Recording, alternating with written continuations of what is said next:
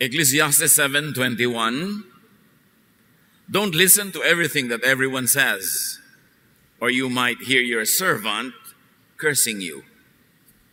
Huwag pakinggan ang lahat ng sinasabi ng lahat ng tao na lamang. Baka marinig mo pa na minumura ka ng mga sarili mong tauhan. Hear no evil.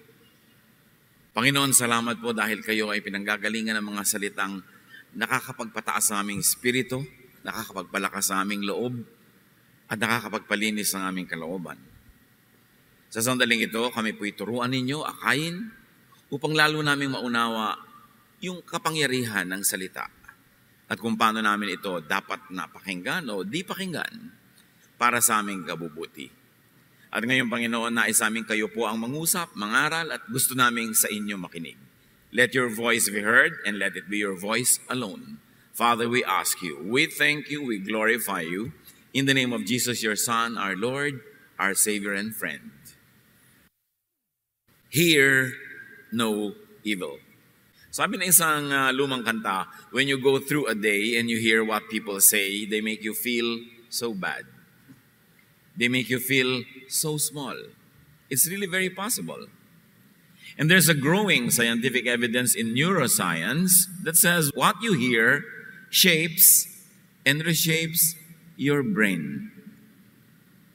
Na araw-araw, minuminuto, naiiba ang korte ng ating utak. Sa maliliit at malalaking paraan, nasusukat na ng neuroscience ang nagaganap na pagbabago sa korte ng ating utak. At isa sa mga nag-iimpluwensya ng korte ng utak natin today, last week, next week, are what we hear. Ang korte ng utak ng tao, hindi permanenteng gano'n na lang, naiiba-iba. At naiiba yan ng mga nadidinig na salita. And the shape of your brain shapes your thoughts. Kaya may mga brain na korteng negative, may korteng positive, may korteng mareklamo, may korteng loving, may korteng mapagtiwala, may korteng utu-uto. Kasi nga, may mga nag-iimpluwensya sa korte ng ating isip. At kung ano ang korte ng ating isip, ganun ang lumalabas na kaisipan. What you hear shapes your thoughts and definitely shapes your emotions. Meron ba tayong biglang nagring ang telepono, hindi mo pa sinasagot, kinabahan ka na. Kasi iniisip mo, 2:00 ng umaga, may tatawag, syempre, bad news yun. So, ninenervyos ka na. Lalo na kung narinig mo na. Tapos, pagkaangat mo ng telepono, sabi ka, patay na si nanay. Ganon. Biglang na ibang emotion mo dahil sa nadinig mo. Meron naman na pagod ka. Biglang may nag-text sa'yo, although hindi nadinig ng tenga, pero nadinig ng puso dahil nabasa, sabi, miss ya. Sumaya ka bigla. Kayang-kaya mong buhatin ang refrigerator dahil may nakakamiss sa'yo. Kung naiinis ka naman doon sa nakamiss sa'yo, bigla ka nang hina, tinamad sa buhay. What you hear shapes your life. Kaya garbage in, garbage inside, garbage out. Proverbs 2:2, ang pakinig mo'y ibaling sa wastong karunungan. Pinipili ang pinapakinggan. Sinasala ang dinidinig. Sinusuri ang tatanggapin mula sa tenga papasok sa puso. Kasi pwede naman pagpasok sa tenga, itapon mo na uli. Huwag mo nang lulunin kasi alam mong hindi makakabuti sa iyo. Choose what you hear. Piliin, suriin, salain ang nadidinig. Focus your ears on what is good for you. Only what is edifying. Kaya nga sinasabi sa New Testament, whatever is true, whatever is beautiful, whatever is worthwhile, whatever is praiseworthy, think about such things. Ang pagtuunan ng isip ay yung mga nakakapagpalakas ng loob, nakakapagpasaya, nakakapagpagaan, hindi yung nakakapagpalungkot, nakakatakot, nakakapagpahirap ng damdamin. Have ear guards. Maglagay ng mga takip sa tenga, mga pansala, para hindi lahat pumapasok. Kaya sinasabi nga natin, hear no evil. Huwag lagi makinig sa evil. What is evil? Evil is not only just what is bad, but what is bad for you. Filter out garbage, toxins, and irritants. So in so many ways, how do you operationalize that in daily life? Don't listen to gossips. Especially gossips about you. Marami mga tao laging masama ang loob kasi lagi nilang sinasagap yung mga balita tungkol sa kanila. Anong sabi tungkol sa akin? Anong sabi nila? Anong comment nila? Sasama lang ang loob mo, ba't mo papahinahanap? At kung minsan, chismis tungkol sa mahal mo sa buhay, di sasama din ang loob mo. Ang daling-dali na magganyan ngayon dahil sa internet. Proverbs 16:28, a perverse person stirs up conflict, and a gossip separates close friends. So huwag ka rin makikinig sa mga chismis-chismis ng iba tungkol sa mga iba mong kaibigan, lalo't magkakalayo kayo ng kaibigan mo dahil dito sa nagchichismis na ito, hindi mo pa naman napapatunayan. At kahit mga kumisan, totoong may sinabi sa iyo yung kaibigan mo tungkol sa iyo, hindi ba ganda naman talaga tao? May sinasabi ko kumisan na negative tungkol sa isang tao, pero hindi naman galing sa puso. Katilang ng dila, wala ka lang masabi. O totoo man sa emosyon mo nung oras na yon, pero mamaya hindi na rin dahil kaibigan mo na rin naman yon. Kung maririnig mo ang lahat ng sinasabi ng tao tungkol sa iyo, kahit ng sarili mong ina, ng sarili mong ama, kapatid, asawa, anak, baka magbigti ka. Hindi lahat naman ang sinasabi ng tao dapat mong dibdibin. Kasi hindi naman lahat dinidibdib din nila eh. At kung minsan dinidibdib ba nila, sa oras lang na yon. Pero mamaya hindi na. Tapos ikaw dinidibdib mo pa hanggang next year. Dala-dala mo ang bigat. Lalo kung ikaw ay nag-Facebook, nag-i-internet, ikaw ay pumupunta sa social media, mas maraming pumapansin sa iyo, mas marami ka ring negative pumapansin. May nagtatanong lagi, paano nyo po dinidilang bashers? Oh, well, bashers are fans. Negative fans, pero fans. So, hayaan mo sila. Follower mo sila. Napapagod silang sumunod-sunod sa'yo para kapintasan. Di tagahanga mo. Negative lang nga. So, bakit mo papakinggan ang sinasabi ng mga bashers tungkol sa'yo? Sasama loob mo. Kaya ang bilis-bilis na sumama ng loob ngayon dahil sa social media. Pag meron kayo nakikita isang politikong matagal ng politiko, artista, singer, known personality na matagal ng known personality, may nakikita kayo ng mga visible, audible persons, maraming nakakakilala, maraming sumusunod, may public life, tiyakin nyo, kaya nagsusurvive yon kasi marunong yon mag-deal with bashers. Hindi niya pinapansin. Kasi pag gagay kilala, may bashers ka talaga. In fact, malungkot ka kung wala kang bashers kasi hindi ka pala kilala. So, huwag niyong didibdibin yung mga bashers, yung mga negative na sinasabi sa inyo. That's their point. They're entitled to it. But you may not be affected. Proverbs 20:19. Ang lihim ay nahahayag dahil sa mga chismis.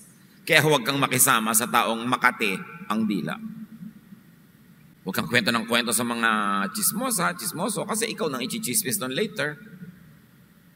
Ngayon, yung chismoso, hindi na lang laging tao. Internet na nga yun eh. Social media na nga yun, ang bilis-bilis. Kaya kung sasali ka dyan, huwag mong dibdibin ang lahat ng nadidinig mo para hindi ka magiba. Don't listen to ranters, to complainers, to naggers.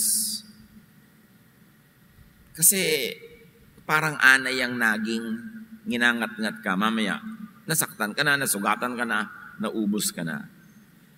Kaya sabi nga ng kasulatan, it's better to stay in the desert than to be in the house with a nagging wife or a nagging husband. Kasi lagi ka na lamang maiirita. Kaya huwag kayo lagi nakikinig sa mga mareklamo. Kung minsan sa office, may office mate kayo na walang ginawa kundi magreklamo, iwasan nyo na pag coffee break. Ngayon, kung kayo na iniiwasan, alam nyo, ay ako siguro yung reklamador. Huwag kayong laging nag-entertain ng mga taong may reklamo, may sumbong, may galit. Dahil yung mga negative ng loob ng puso nila, ililipat nila sa puso ninyo eh. Di nasisira ang araw nyo, samantalang hindi naman kayo yung may gawa nun. Proverbs 21:19, It's better out in the desert than at home with a nagging, complaining wife. Or reverse that, husband, mother, father, son, daughter. Sino man ang laging mareklamo, hindi masarap kasama. So, limit your engagement with them whenever your social situation could afford such distance.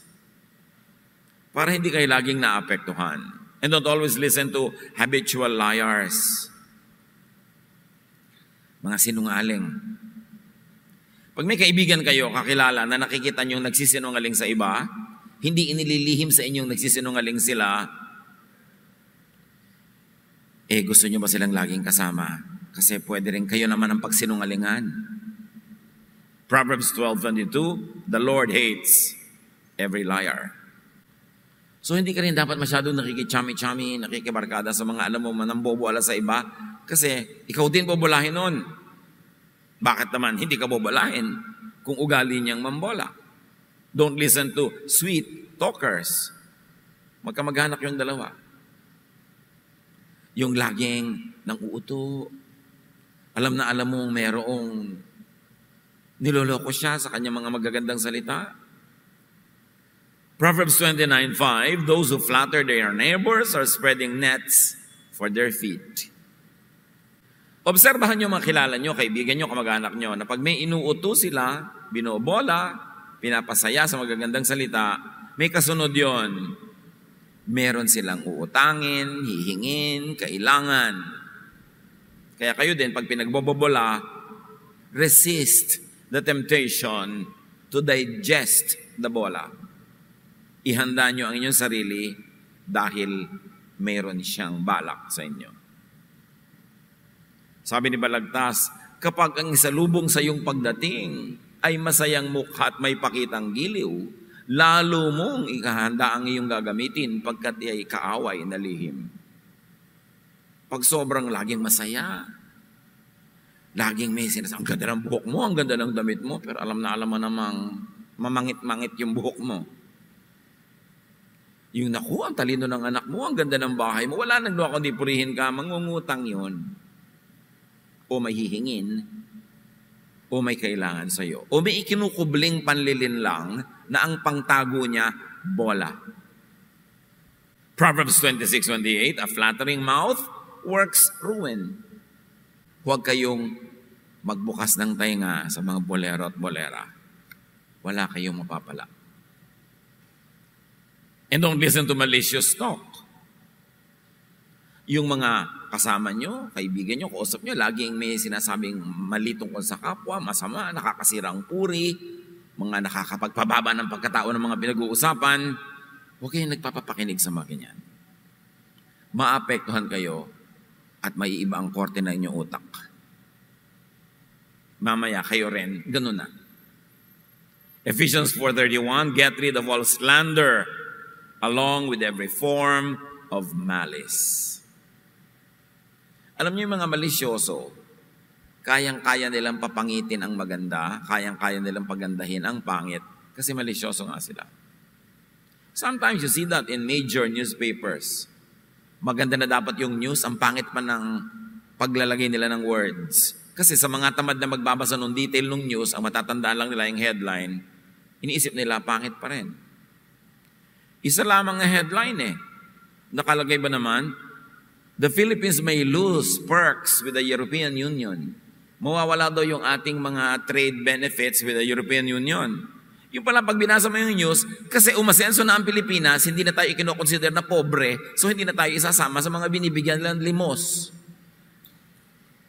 O may palakpak ba? Bakit? O sige, lakasan nyo para madinig mabuti.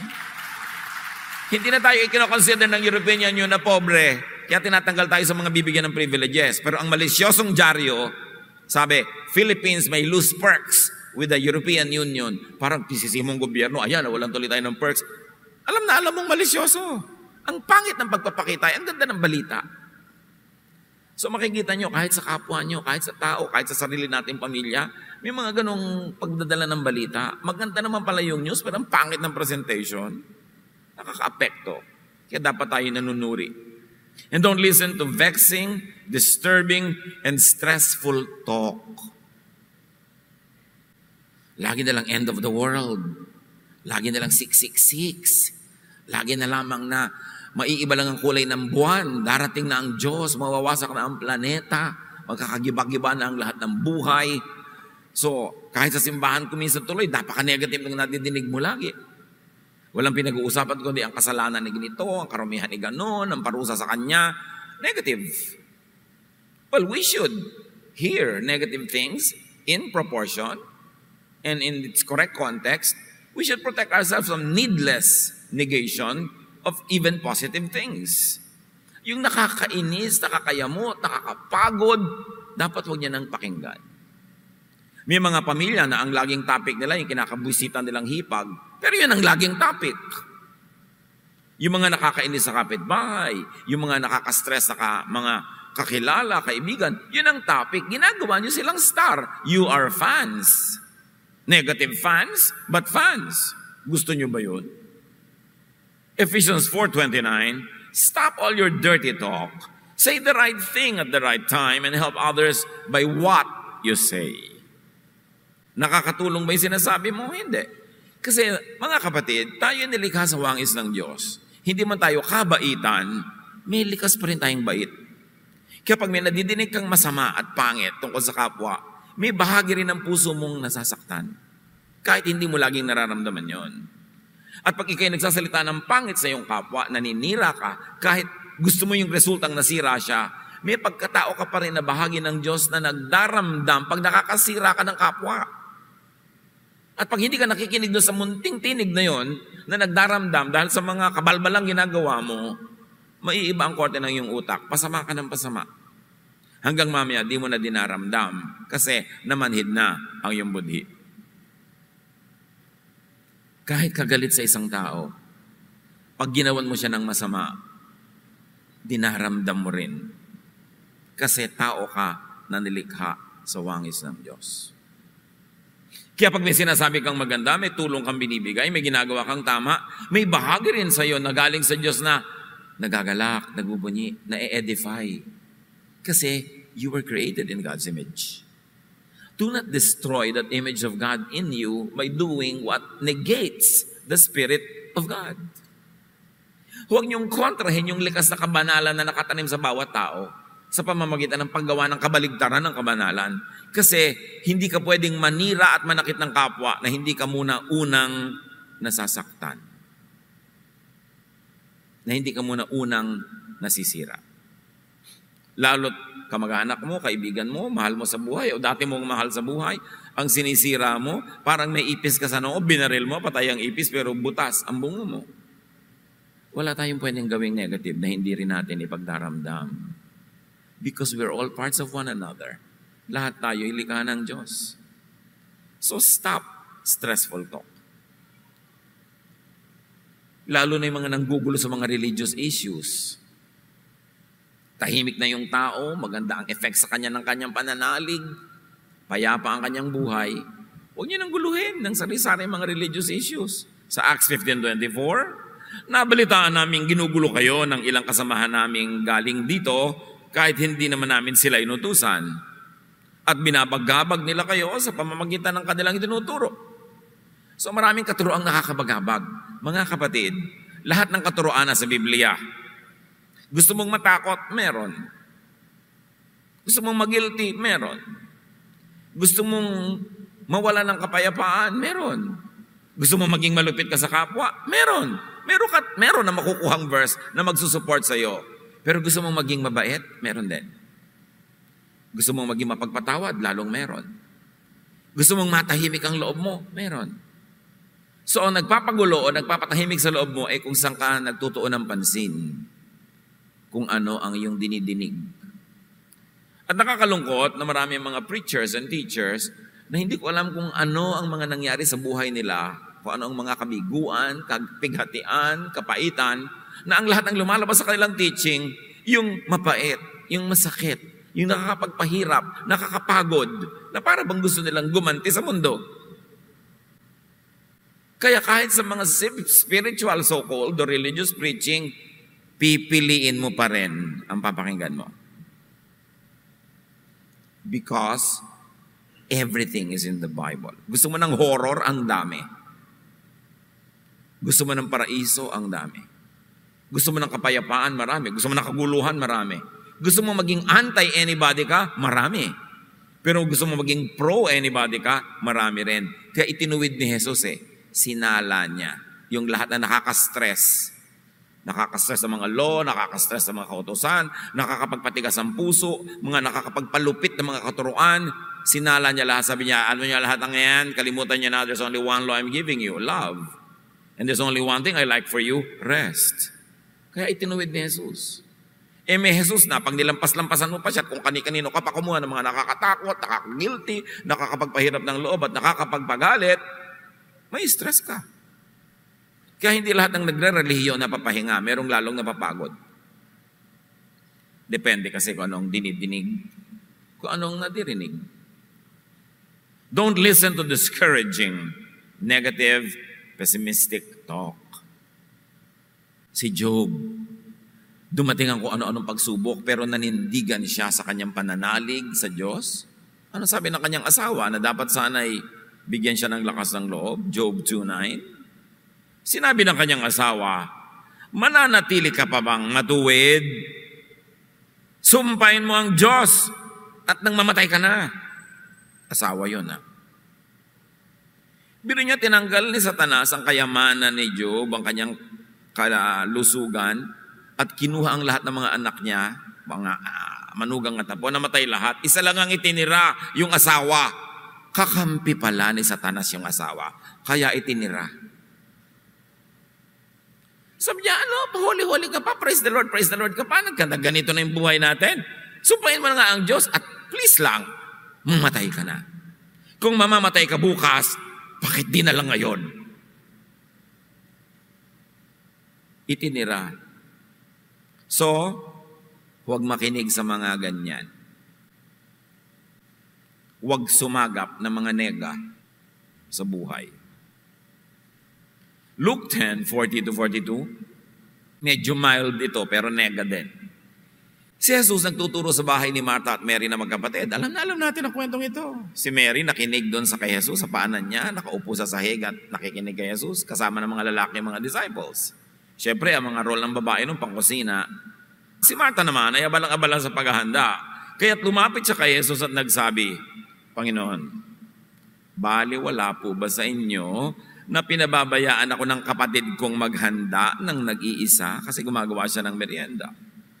Sabihin nga po ninyong tulungan naman ako. Ngunit sinabi ng Panginoon sa kanya, Martha, nababalisa ka at abalang-abala sa maraming bagay. Ngunit iisa lamang ang kailangan. Pinili ni Maria ang mabuti at ito'y hindi aalisin sa kanya. Kung kayo may pinipili na mabuti, alam nyo, sa inyong heart of hearts, alam nyo mabuti, tapos may kumukontra sa inyo, huwag kayong makinig. Huwag kayong padala. Huwag kayong makinig sa mga kontra, sa mga may ibang iniisip. Kasi may isip kayo, may isip sila. Alangan ba yung iniisip nila, ang paandarin nyo sa buhay nyo. Di paandarin niya sa buhay niya yung iniisip niya. Tapos paandarin nyo sa buhay nyo yung iniisip nyo. Basta't sinuri nyo na at inalam nyo di naman masama. At lalo pa kung ito'y mabuti. Do not let negative people talk you away from your passions. Meron kang gustong-gustong gawin, pinapangarap mo, laman ng puso mo, tapos kakausapin ka na iba para wag. So kung ayaw mo, di wag mong gawin sa buhay mo. Pero bakit mo pinipilit sa akin buhay yung gusto mo sa buhay mo? Huwag kayo magpapadiscourage sa ganyan. May mga panahon na naninindigan ka para sa iyong passions, sa mga bagay na tunay na mahalaga sa iyo, sa mga bagay na pinapahalagahan mo. Proverbs 4:23, carefully guard your thoughts, because what you hear shapes your thoughts, because they are the source of true life. Ano daw ang source of true life? Your thoughts. Because as you think, you become. As you think, you are. So bantayan ang laman ng isip. Keep watch over your ears. They are the doors to your mind, to your heart, to your intellect, to your emotions. Ecclesiastes 7:21, Ang ating opening verse, don't listen to everything that everyone says, or you might hear your servants cursing you. May mga tao, at meron akong mga kilala talaga na nasubaybayan ko ang buhay nila ng ilang dekada na, laging tuwing pupunta sa iyo may sumbong, may hinaing, may lungkot, may kabiguan tungkol sa kapwa. Laging merong nakikitang mga mali. Laging may nakikitang mga dapat ipagdamdam. Pero tuwing makikita mo sila, yun at yun ang topic. Naiiba lang ang lugar, naiiba lang ang detail, pero yun pa rin. Kaya pag makikita ko sila sa loob ko lang, ano na naman ang mga sumbong nyo laban sa buong daigdig? Bakit ganon? Kasi yun ang hinahanap nila. Do you know that sabi ni Jesus, seek and you will find? Hindi lang yun, seek blessing and you will find blessing. Seek chismis and you will find it. Seek sama ng loob and you will find it. Seek mga bashers and you will find them. Seek anything that will make you feel bad, and the world is amply provided with such things. Kung anong hinahanap mo, matatagpuan mo. Baligtarin mo yon. Kung anong natatagpuan mo, yun kasi ang hinahanap mo. Kaya kung gusto nyo sumama ang loob, lagi nyo sabihin pag may dumarating, anong sabi nila? Bakit mo gustong malaman ang sinasabi nila? Lalo't may kabakanan na negative, ba't mo pa alamin? Para sumama loob mo? O ano raw? Anong latest? Yung mga taong laging nagtatanong-tanong kung anong opinion ni ganun, anong sinabi ni ganun, naku, sasama ang loob niya lagi. At kung habit nyo yan, palitan. In fact, pag may humahangos, habol-habol pang hininga, alam mo, sabi ni quiet. Kung hindi ako mapapasaya ng sasabihin mo, scram. Get lost. Manahimik ka. O supalpalan yun ang bibing kang merienda para matahimik. Tuwing may darating, tuwing magte-text.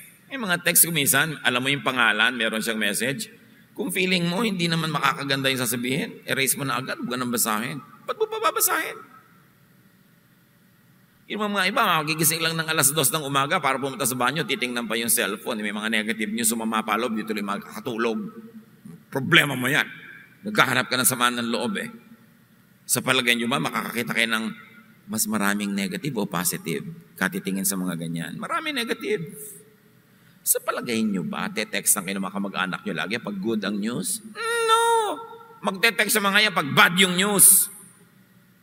Sa palagay nyo ba, pag marami silang pera, te-textan kayo? No, pag walang pera, te-textan kayo. Pag marami silang kasiyahan, te-textan ba kayo? Bihira. Pero pag marami silang lungkot, te-textan kayo. So ang dami-dami ngayong pinto, pumapasok sa tenga mo, para ka lumungkot, para ka mainis, para ka magalit. Kaya dapat ngayon, mas lalo tayong mapagbantay. A person's home is not her or his castle anymore.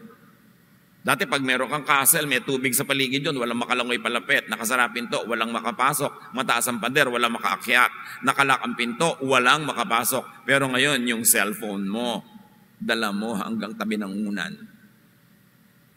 Andali kang pasukin ng bad news. Andali kang pasukin ng inis, ng negative, ng chismis. So bakit mo itatabi? Huwag laging alamin ang iniisip at pinag-uusapan ng mga tao. More chances are that you will feel bad. Lalo kung ikay accomplished. Marami kang accomplishment, marami kang ginagawa, visible ka, marami kang projects. Huwag mong asahan na ipagbubunyi yun ng marami. Hahanapan at hahanapan kanila ng kasiraan, kapintasan, at pag pinakinggan mo yon, ikaw ang nagpalungkot sa iyong sarili. O kung makikinig ka man, dahil gusto mong malaman kung anong nararamdaman ng bayan, ng mga tao tungkol sa iyo, dapat meron kang mga safeguards na hindi ka lagi nagpapa-apekto. May isang matandang kasabihan, stick and stones can hurt my bones, but words will never hurt me. Ganon. Kung bato pa yan, pamalo yan, baka indahin ko. Words lang naman. So ako mamimili kung makakasakit yan sa akin o hindi. Importante. Do not let your mind be poisoned. Do not let your mind be stressed. Do not let lying words deceive you. Mga panuri tayo dapat. Do not let unwise words blur your wisdom. At ang madalas na nagpapalabo ng ating katinoan, mga taong malapit sa atin, mga mahal natin o nagsasabing mahal nila tayo, madalas kasi yun ang may access to our ears. Sila din ang panggagalingan ng mga bagay na nakakapagpalabot, nakakapagpadilim ng katinoan. Bawat taong may access to your ears, you should treat as suspects. Because people who don't have access to your ears can never affect you. Do not let poisonous words destroy your relationships. Kung may tao, mga taong naging mahalaga sila sa'yo, maganda samahan nyo, huwag nyo hayaan na may sisingit para sirain yon dahil sa kanilang mga salita. And do not let discouraging words weaken you. Kung meron kayo talagang maganda, gustong-gustong gawin sa buhay nyo, makinig kayo sa isa o dalawa lang na pwedeng magbigay ng negative opinion dahil lang talagang matalino sila at yun ang tingin nila.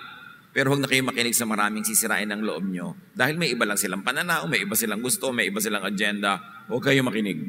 Ang pakinggan nyo, sinasabi ng dibdib nyo, sinasabi ng salita ng Diyos, at sinasabi ng matatalino, disinterested counselors. Minsan kasi yung mga iba, ang payo sa'yo, ang ending magbe-benefit sa kanila eh. Susuriin nyo yun. At lagi na makipagniig sa Diyos. Psalm 63:6, I think about you before I go to sleep, and my thoughts turn to you during the night. Ano tayo ngayon bago tayo matulog? Manonood ng video, manonood ng 24/7 ng mga palabas sa TV, magte-text, Facebook, mabuti sana kung very positive ang effect. Pero marami, negative ang effect. Balikan natin to, an old-fashioned way to go to sleep. Instead of counting sheep, you talk with a shepherd. Instead of talking to the world, you talk to the one who created the world, in whose hands the world is. Sabi niya, I think about you before I go to sleep, and my thoughts turn to you during the night. Nakakakalma yun. Nakakatahimik. Nakakapagpalakas ng loob. At nakakapagpahimbing ng tulog. Listen to the voice of God. And of course, the voice of God are not sound waves. Listen to the voice of wisdom and reason. That is the word of God. Listen to the voice of peace and serenity. The voice of health and wellness. This reflect and echo the words of God. Discover and rediscover clarity in serenity. Ito ang dapat nating balikan, mga kapatid yung paglilinaw at pagliliwanag ng isip dahil tahimik ka lang. Wala kang ginagawa. Wala kang binabasa. Wala kang kinakausap na ibang kapwa. Tahimik ka lang. Sa pananahimik ng isip, binibigyan mo ang Diyos ng space para i-reshape yung isip mo sa tama. Hindi mo binibigyan ng ibang elements, ibang nilalang, ng access to the reshaping of your brain at that moment. Kasi nananahimik ka lang, you leave it up to God. Discover, rediscover meditation. Ang dapat nating balikan, mga kapatid, yung pagninilay-nilay. Pag-iisip-isip. O walang iniisip. Sa kawalan ng iyong iniisip, hinahayaan mo yung isip mo na nilikha ng Diyos sa pumunta sa direksyon na gusto ng Diyos na puntahan niya. Without interruption from you. Nung araw, ang mga sinaunang bahay, dito man sa Maynila, may mga balkonahe. Sa mga probinsya, may mga balkonahe. At usually, mga balkonahe na yan, 3 side, walang dingding. Kaya lahat ng hangin, lahat ng crosswind dumadaan sa balkonahe. Ang ganda-gandang lugar para mamahinga. At sa mga balkonahe na yan, may mga silyon o tomba-tomba. At makikita mo doon ang mga lolo at lola nakaupo, uugoy-ugoy. Pagninilay-nilay. Because this repetitious movement, sa duyan, sa silyon, sa rocking chair, it creates a certain vibration in the mind that makes you transcendent of your immediate surrounding. And you're able to subscribe to a higher consciousness wherein the Spirit of the Lord can talk to you. Kaya kahit sa mga matatandang mga kultura ng mga tribo sa Pilipinas, ang kanilang mga spiritual leaders, lagi nakaupo sa duyan, uugoy-ugoy. At maraming mga relaxation techniques na uugoy-ugoy din. Tapos yung mga evangelical Christian, takot na takot, makakapasok ka naman sa mga espiritu. Hindi mo na kailangan, nakatira na sa'yo. Hindi mo na kailangan mag-ugoy-ugoy pa para tirhan ka. Andyan na nga eh. Pero yung nananahimik ka lang kasi, yung rhythm, then there is something magical that happens, something spiritual, something very, very miraculous, that you get detached from the immediate surrounding and you become conscious, aware in another spiritual plane. And that is what meditation does. Kaya si Jesus, ang lagi niyang ina-encourage, when you pray, go into your room, close the door, pray to your Father in secret. And the Father who sees you in secret will reward you. Why? Because in private prayer, walang agenda, walang nakalista. Ito mga ipagpe-pray natin, ito mga dapat natin gawin. Walang nagli-lead, no? Kung minsan naiinis ka doon sa boses nung nagli-lead, o kaya sa kanya repetition, wala nang tigil, ang haba-haba. Hindi ka na talaga nabibless kung minsan. Nabibless ka rin naman, madalas. Pero yung may mga iba kang kasama, may entry point ang irritation. May entry point yung vexation and disturbance. Pero kung kayo lang ng Diyos na nag-iisa, mapag-isa ka kasama ng Diyos, ang laki ng posibilidad na talagang makanig mo siya. While we love being at groups, praying together, but we love gathering prayer fellowships, you should never neglect private prayer. Hindi dapat pabayaan yung at kalimutan yung pananalangin ng tahimik na mag-isa, na walang listahan, walang prayer guide, walang devotional guide, nandun ka lang, uugoy-ugoy, at makikita mo ang presensya ng Diyos. So discover and rediscover the spirituality of reflection, of meditation, without agenda. Magnilay-nilay, magbulay-bulay, manahimik. Huwag laging may gadget, huwag laging may kausap, at huwag laging may ginagawa. Nung araw, ang mga tao, pag nagbabiyahe, lalo hindi sila yung driver, kaya nakasakay sa kotse o nasa bus, lalo pupunta sa mga probinsya, yung bang kung saan-saan dumadating yung isip mo kasi nakatingin ka doon sa mga malayong mga palayan, mga nyugan, bundok-bundok. Kung saan-saan ka dinadala ng diwa mo, nare-relax ka, nakakapag-reflect ka, nakakapag-meditate. Pero hindi ngayon eh. Pag may 40 taong laman ng bus, may 40 cellphone yun, nakasubsub sila lahat doon. Wala na ngayong quiet moment. Ang tao, kahit naglalakad, tumatawid ng kalye, nagte-text. Nung araw, pag pupunta ka sa mga opisina ng mga doktor, nakaupo ka doon, may mga babasahin, o nagpe-pray ka, lahat nagte-text. Naubusan na tayo ng private space in our minds dahil laging may laman. Wala na tuloy space yung meditation, quietness, reflection. This generation is very informed, but it is not wiser. We have all the information we want, but where is the wisdom to guide that information to make us better persons? To make us more quiet. In-improve daw ang communication, pwede ka makipag-text doon sa kaibigan mo na nasa banyo niya sa New Zealand, pero itong katabi mong nanay, kanina-kanina pa nandyan, di kayo nag-uusap. Ang laki-laki ng na-negate niyang technology. Ang matitinong tao, kinokontrol nila ang technology, hindi sila nagpapakontrol dyan. At huwag niyong aalisin sa buhay niyo yung blank time, blank space, na wala kayong iniisip, wala kayong ginagawa, wala kayong dinudot-dot-dot ng mga gadget, para magkaroon ka ng space na magbulay-bulay, magnilay-nilay, manahimik. At mga kabataan, kung kasama nyo inyong mga magulang, iligpit nyo mga cellphone nyo. Makipag-usap kayo, makipagkwentuhan, naghihintay sila na mabalitaan nyo ng mga nangyayari sa inyong buhay. Hindi yung kumakain na nga kayo nakasubsub pa rin kayo sa cellphone, kulang na lang, isubo sa inyo mga magulang nyo yan. Kung pwede lang ang gawin, isusubo sa inyo, papalulun sa inyo, pati cellphone mo, pati mga computer mo. Kasi dinaramdam ng mga magulang yung ganun Yung mga anak nila katabi, hindi man lang sila pansin, hindi sila kausapin. Tapos, mababa ng grades. Mabuti sana kung tumataas ang grade, career research. Kung ano-ano na pala nire-research. Maganda yung technology maganda idudulot yan kung under control. But don't let it control you. Psalm 46:10, our God says, come down and know that I am God. When will you know God? When will you know that God is God?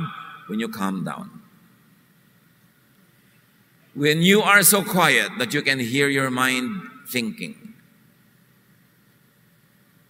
When your space, your mind is blank, like it is open for God's presence. The law of physics, the law of impenetrability says only one thing occupies one place at one time. Give God the space. It means that you've got to set some space free. Kailangan may space ang Diyos, may space ang mga magulang, may space ang elders, may space ang mga kaibigan, at hindi lahat puro gadget ang kumain ng space. Dear Lord, teach us how to apply this in daily life. How we can guard our ears. Paano namin maipagtatanggol ang aming puso at aming isipan sa pamamagitan ng pagbabantay kung ano aming maririnig, papayagang marinig, at ano ang aming tatanggihang dinggin.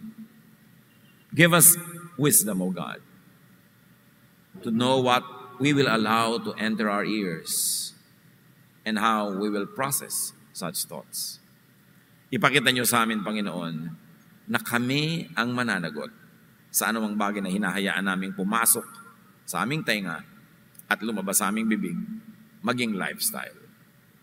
Pagbulay-bulayan natin, mga kapatid, ang halaga ng mga kaisipang ito sa ating pang-araw-araw na buhay. Lord, as your people bow before you and reflect on these things, may your wisdom visit us in powerful ways.